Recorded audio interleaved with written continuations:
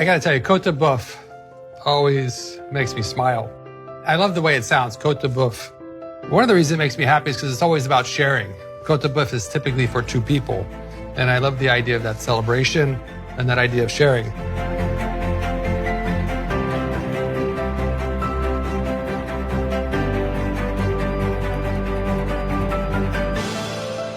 To start this, we're gonna truss it or tie it to really kind of compact the meat together to maintain the shape. And then we're gonna salt it with, in this case, kosher salt, and then let that sit in the refrigerator and dry overnight before we cook it. The salt will penetrate into the meat, much like we do when we're brining something.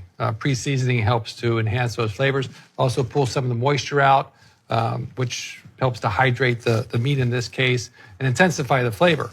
So anytime you have an opportunity to do that, I suggest doing that. We have two kinds of salt here. If you notice, we have our kosher salt, which is kind of our workhorse. We're going to use that for seasoning. And then we have a gray salt here from France, which we're going to use as a garnish, as a condiment. And the reason I use that for a number of different reasons, of course, it adds that salt to it, but also gives me a wonderful crunch in that texture. So trussing a Côte de Boeuf is very easy. I'm going to wrap it around the bone here, and then just follow around, shape it up really nice. I'm going to do a slip knot here. So right there, looks good in the middle. Okay. From my old Boy Scout days. Slip knots there. I'm going to go ahead and cinch it. I don't want to make it too tight because it'll deform it. Just want to maintain the natural shape.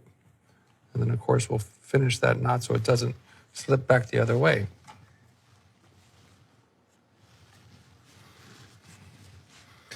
Then we're going to go ahead and salt it. I'm going to use a drain pan here. So this is going to go in the refrigerator, and it helps get air underneath and on top of it at the same time. So again, when we salt, we always know we want to hold our hands way above it so that we get an even dispersion of salt. And I put a liberal amount on there. You see that. Turn it over. And the same thing on this side.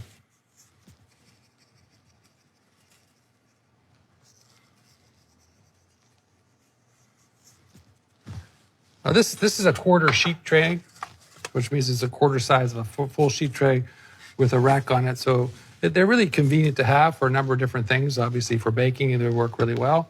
But for this kind of application as well, where you can put it in the refrigerator and the air circulation will go on both. So again, the salt will pull moisture out of the beef. You may find a little bit of moisture underneath tomorrow, or you may not, it just depends. But you certainly, as the moisture is pulled out with the salt, the air in your refrigerator should evaporate it. If it doesn't, then the next day, just take a paper towel and you can just pat off any excess moisture. And remember, we always want to temper our meat before we start cooking it. And certainly the bigger the piece of protein, whether it's fish or meat, we want to take it out and do that earlier. And it may take up to an hour or longer. So here we have our Côte de Boeuf, which we did yesterday. And you can see beautiful, again, the eye of the rib, the decal, or the calotte, as you may see on some menus, and of course the bone there. I'm using a cast iron skillet. You may find that interesting. I love cast iron. It's a great conductor of heat.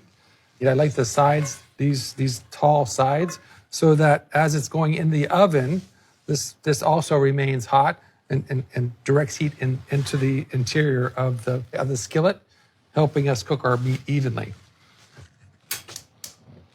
Okay, we're going to start heating up our skillet there. We're going to put some foil. We want to protect the bone so it doesn't burn.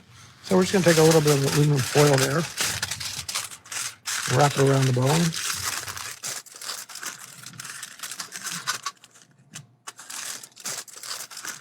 It's not 100% necessary, but we like to do it. It keeps that bone nice and white. And then it's all about presentation.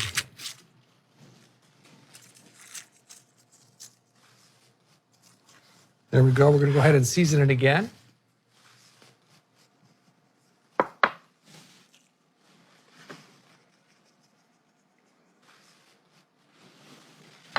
You can see how the string has tension on it, but not so tight that it's deforming the meat. Sometimes when you tie it really tight, you'll create this kind of pocket and it'll pop up. And we just want to make sure that we have a nice consistency in the natural shape of the beef.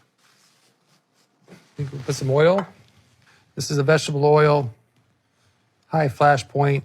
There's a number of them you can use. And there's also fat in here, which is going to render out in the same way any fat will render out. But we do have a good amount of oil in there. While that's heating up, I want to show you how to make a compound butter. We do a lot of different compound butters. In this case, we're going to do what's called a maître d'hôtel butter. It's a very traditional French compound butter, which consists of a butter which is in the soft state. We call this pommade, beurre pommade, because it's almost like a thick mayonnaise, if you will. And then we just left that at room temperature to get to this temperature. One trick you could do, you could pop it in the microwave for 10 seconds and continue to work it like that if you're in a hurry. But certainly just leaving it out gives you this kind of consistency. And that's what we want when we're making any compound butter. There are some compound butters where we put them in a food processor. One of those may be a coral butter, lobster coral, when we would put the butter and the lobster coral in a food processor because we want to blend it together to make it consistent and to break down the lobster coral. Other compound butters, we would be using maybe a peppercorn butter where you can just grind pepper in here. The compound butter could be any flavor you like, so I encourage you to play with it. Find something that you like. Why do we want a compound butter? We're gonna put it on our meat. That may seem kind of funny. We're putting fat on protein, which has fat in it. What I love about it is the flavor that butter gives our meat, and it's strictly a personal thing. The acid will enhance, of course, the flavor, which helps our beef. But having butter on protein is, for me, a very luxurious experience. And hopefully, if you haven't tried it, if you haven't had a steak frite where they put maître d'hôtel butter on top of your steak, try it sometime. I think you might enjoy it. We're going to start in our cast iron skillet here.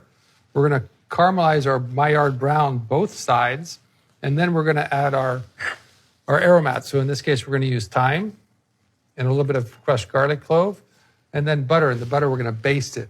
And then we're going to put it in the oven and finish cooking it in the oven. So go ahead and add my parsley, my chopped parsley. So this is Italian parsley. Now, you can make compound butter and put them in the freezer and use it at a different point. You can also make an emulsification out of compound butter if you want to make a sauce. We would start with a little bit of water in a saucepan and just emulsify our butter into that. We'll put a little lemon juice here.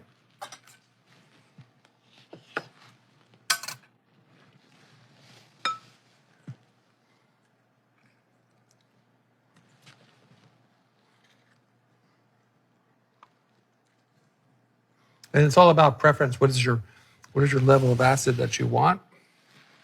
I think you can start to see the wafts of smoke. Whoop, there you go. A little bit of lemon juice in there. Go ahead and place your protein in the skillet or the pan away from you. Okay. Mixing our compound butter with our lemon juice now. Remember, there's no salt in our butters. We always use sweet butter. So I'm going to go ahead and season it with some salt as well.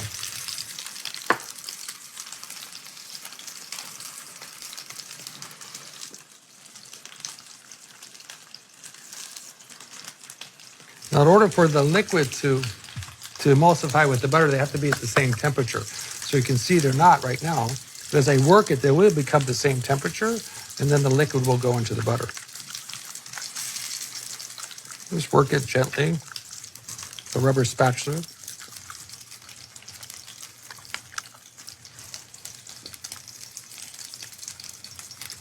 can see it's starting to emulsify. And there we go.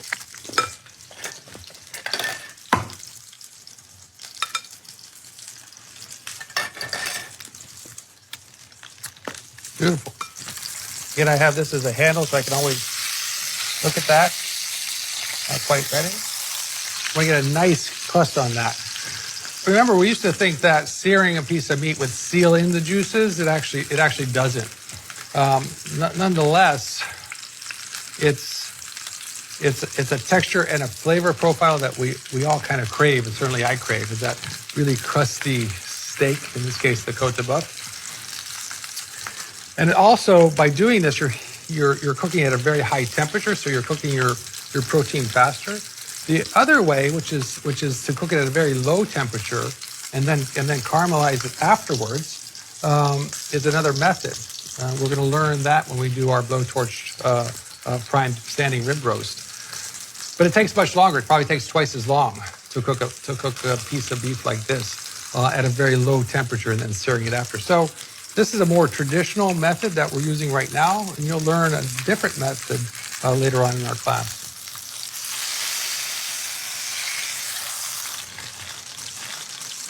So next we're going to do is use a piece of plastic wrap here to form our butter. Fairly easy.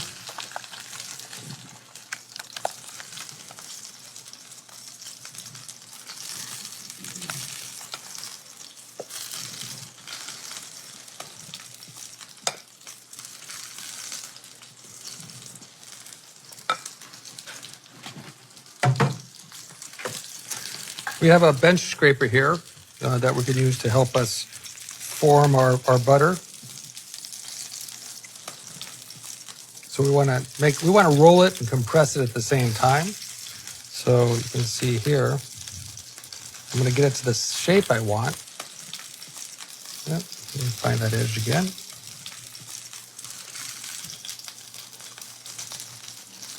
Get to the shape I want. And then by pushing it with my bench scraper, I can compress it. I want to turn this over now. Look at that.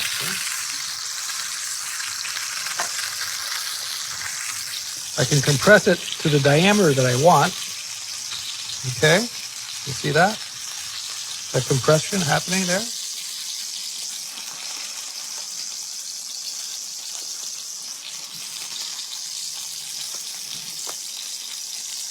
And then just go ahead and roll it.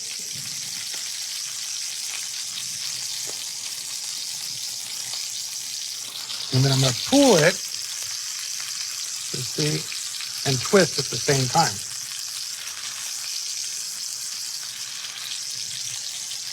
And there we go. Tie the ends.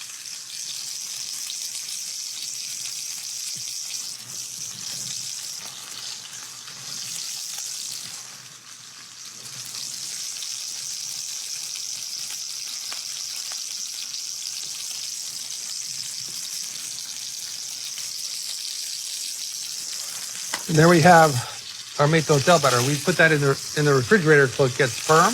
Then we get ready to serve it. We'll slice it in the size dish that we want. Put it right on the hot meat.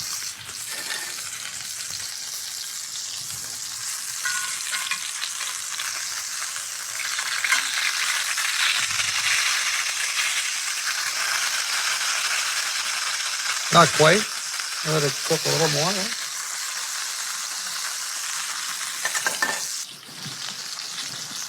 I'll go ahead and drain off some of my fat.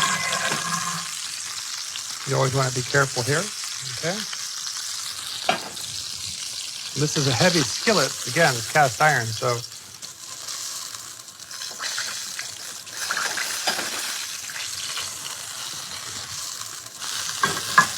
the reason I do that is going to add some more fat.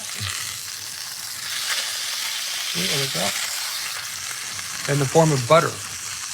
I want to be able to baste it. So it's on high heat right now. In about a minute, I'm going to turn that down. I'm going to add my butter to it. But before I add my butter to it, I'm going to add a little more oil. The pan is really hot. If I put my butter in there too early, then it's going to it'll go past the brown stage into the burnt stage. Go ahead and add a little bit of oil just to calm it down a little bit. We'll go ahead and put my butter in. Again, it's going to reduce that temperature. Add my thyme, my garlic.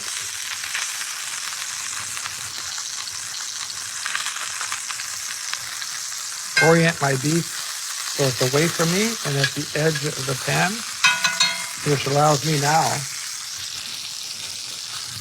to be able to take and melt that butter that's on top. See that? And the aromas coming off this now are thyme, garlic, and that burnt noisette, or that brown butter.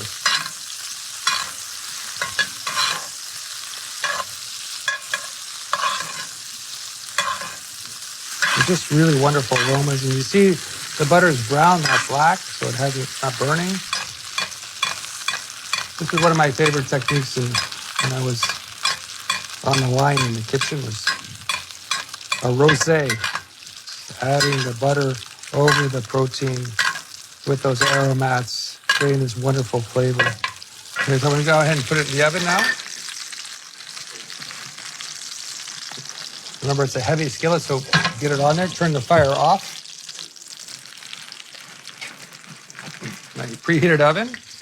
There we go.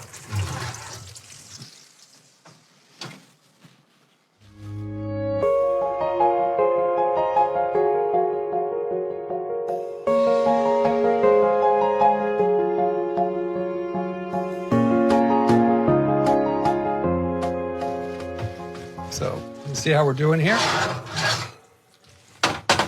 One thing that I have experience with is being able to touch it and feel when the doneness is. So it's medium rare, at least from my experience.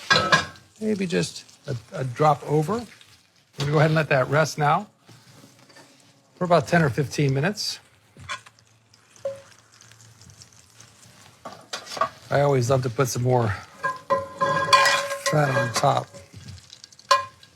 just to let that soak in like that. There we go.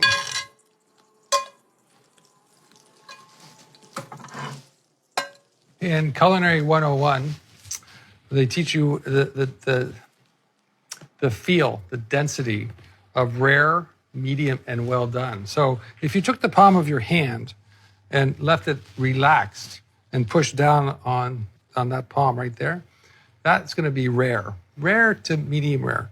If you tighten up your hand halfway, that's firmer, that's medium. If you create a fist, that's well done. Okay, now the reward of all of our efforts here. We're going to have our Côte de Boeuf. We've got some beautiful spring green asparagus. We're going to garnish our Côte de Boeuf with our Meta, the hotel butter. And I've got two torches here. One is a propane and one's a butane. It doesn't really matter to me, and I'm going to use those just to glaze over the butter so that it starts to melt from the top, okay? Here we go.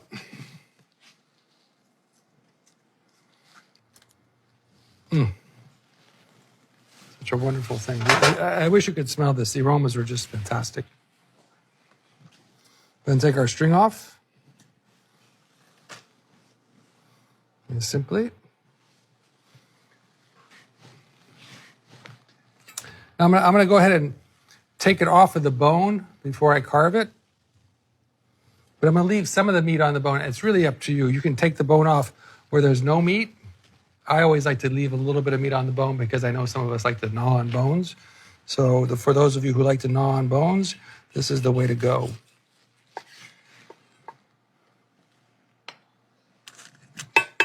Now, this is that decal piece, and this is the ribeye. So what I'm going to do as well is I'm just going to cut that decal off of there because I want to keep that separate. That, to me, is really the prized piece. So I've got a beautiful ribeye here. And I'm going to go ahead and just slice it. And we're going to slice it about 1/4 inch thick.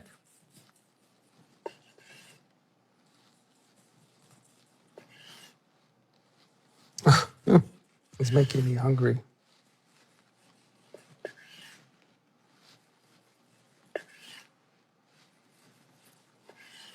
And there we go.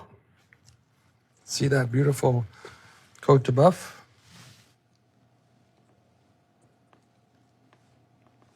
And then the decal. These are my favorite pieces right here, which are really crunchy and so full of flavor from all that basting with the garlic and the thyme.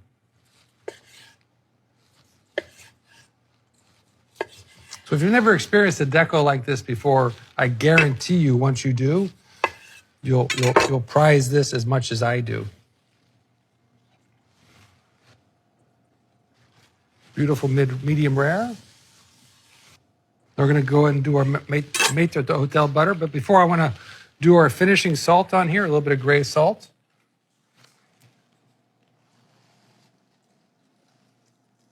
And sometimes you may want to also, if you like pepper, you can also do a little pepper on here as well.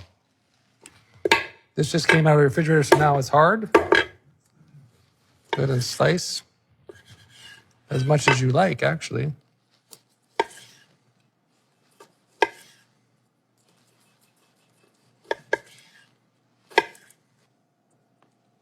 Of course, we want to remove the plastic wrap. Don't forget that. There we go. Just fire up one of our torches here. Give a little melt on that butter. And there we go.